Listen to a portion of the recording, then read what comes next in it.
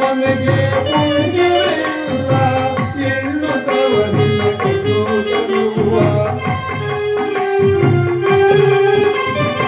ಹೆಣ್ಣಿಲ್ಲ ಮನೆಗೆ ಪುಣ್ಯವೇ ಇಲ್ಲ, ಹೆಣ್ಣು ತವರಿನ ಕಣ್ಣು ಕಣ್ಣುವ. ಹೆಣ್ಣು ಇರಲುವ, ಹೆಣ್ಣಿರಬೇಕವ್ವ.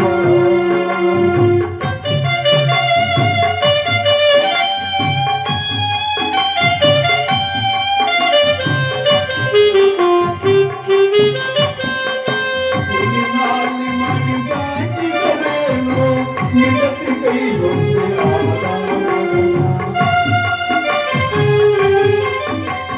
ಕೂಲಿನಲ್ಲಿ ಮಡಿ ಸಾಗಿದರೇನು, ಹೆಂಡತಿ ಕೈಗೊಂಡೆ ಆದ ಮಗನ. ಒಂದು ಬಾಂಧವರ ನಡುವೆ ಬಂದು ಮಾನ ಕಳಿವನಮ್ಮ, ಮಗನು ಮಾನ ಕಳಿವನಮ್ಮ.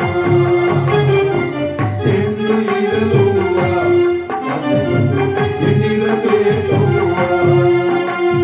ಹೆಣ್ಣಿನ ಮನೆಗೆ ಪುಣ್ಯವೇ ಇಲ್ಲ, ಹೆಣ್ಣು ತವರಿನ ಕಣ್ಣು ಕಣ್ಣುವ.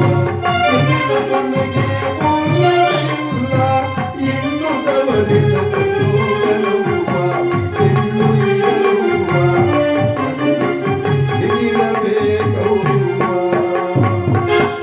ಮನೆಗೆ ಭೂಷಣ ಹೆಣ್ಣು.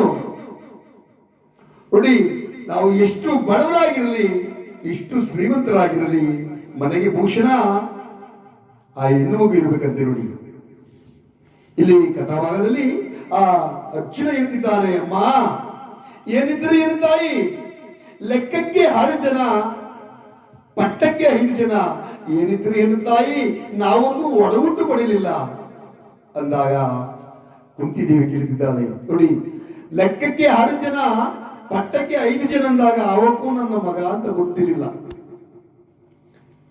ಅದಕ್ಕೆ ಪ್ರಶ್ನೆಗೆ ಉತ್ತರನೂ ಕೇಳಲಿಲ್ಲ. ಹೌದು ಜಗಪ್ಪ. ನೋಡಿ, ಯಾಕಮ್ಮ ಕುಂತಿಗೆ ಲೆಕ್ಕಕ್ಕೆ 6 ಜನ ಅಂದ್ರೆ, ಮದುವೆ ಆಗೋದಕ್ಕೆ ಮೊದಲು ಬಾಲ್ಯದಲ್ಲಿ ದೂರದರ್ಶಿ ಮಣಿಗಳು ಕೊಟ್ಟಂತ ಒಂದು ವರದಿಂದ ಸೂರ್ಯದೇವನನ್ನ ಪ್ರಕಟಣೆ ಮಾಡಿ ಒಂದು ಗಂಡು ಮಗುವಿಗೆ ಜನ್ಮವನ್ನು ಕೊಟ್ಟಿದ್ದಾಳೆ. ಆ ಗಂಡು ಮಗು ಬೆಳಗಿನಿಂದ ಸಾಯಂಕಾಲದವರೆಗೂ ಮಗುವನ್ನ ಮುತ್ತಿಟ್ಟು ಮುದ್ದಾಡಿ ಆ ಮಗುವಿನ ಅಂದ ಚಂದ್ರವನ್ನು ನೋಡಿ 7 ವರ್ಷದ ಬಾಲೆ ಆ ಮಗುವನ್ನ ಲೋಕ ಅಪವಾದಕ್ಕಾಗಿ ಮತ್ತೆ ನೀರಿನಲ್ಲಿ ತೇಲಿಬಿಟ್ಟಿದ್ದಾಳೆ. ಬಂಗಾರದ ಪೆಟ್ಟಿಯಲ್ಲಿ ಬಾಳೆಯ ಮೇಲೆ ತೇಲಿಬಿಟ್ಟಿದ್ದಾಳೆ. ಆ ಪೆಟ್ಟಿಯಲ್ಲಿ ಹೋದಂತ ಮಗುವೇ ಕರ್ಣ, ದಾನಸೂರ ಕರ್ಣ. ಲೆಕ್ಕಕ್ಕೆ 6 ಜನ ಅಂದ್ರೆ ಅವನೇ, ಪಟ್ಟಕ್ಕೆ 5 ಜನ ಅಂದ್ರೆ ತಾಯಿ ಹತ್ರ ಇರೋರು 5 ಜನ, ಲೆಕ್ಕಕ್ಕೆ 6 ಜನ ಅಂತೇಳಿ ವಿಧವಾಗಿ ಹೇಳಿದ. ಅವಕ್ಕೂ ನಮಗಂತ ಕಂಡಿಡಲಿಲ್ಲ. ಆಗ ಜಗಪ್ಪ ಇಷ್ಟೊತ್ತು ತನ್ನ ಜಾತ್ರೆಯವನ್ನೇ ಚಾಲಿಸ್ಬಿಟ್ಟಲ್ಲ ನಮ್ಮ ತಾಯಿ. ನಿನಗೆಷ್ಟು ಜನ ಮಕ್ಕಳು ಅಂದ್ರು. ನನಗೂ 5 ಜನ ಕಣಪ್ಪ ಅಂತ. 5 ಜನ ಚಿಕ್ಕ ಮಕ್ಕಳು ಹೇಳ್ಬಿಡ್ತಾರೆ, ಪಂಚ ಪಾಂಡವರು ಅಂತ ಬೆಳೆ ತೋರಿಸ್ಬಿಡ್ತಾರೆ.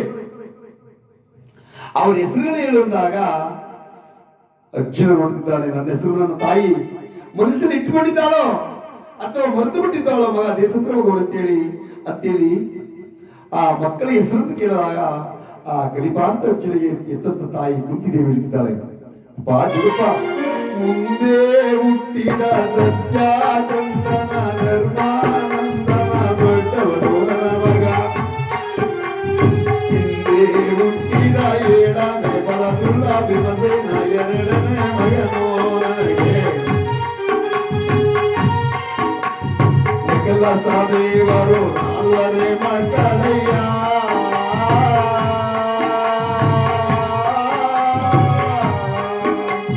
4ನೇ ಮಕ್ಕಳಯ್ಯ. ನೋಡಿ, ಸತ್ಯಸಂದನ ಧರ್ಮನಂದನ ಮುಂದೆ ಹುಟ್ಟುವ ದೊಡ್ಡ ಮಗ ಧರ್ಮನಂದನ, ಆತನಿಗೆ ಹಿಂದೆ ಹುಟ್ಟುವ 7ನೇ ಬಲದುಳ್ಳ ಭೀಮಸೇನ, ಆತನ ಹಿಂದೆ ಹುಟ್ಟಿದ್ರು ಮಾದ್ರಿ ಕುಮಾರರು, ನಕ್ಕಲ ಸಾದೇವರು ಅರ್ಜುನನ ಬಿಟ್ಟೇ ಬಿಟ್ರು.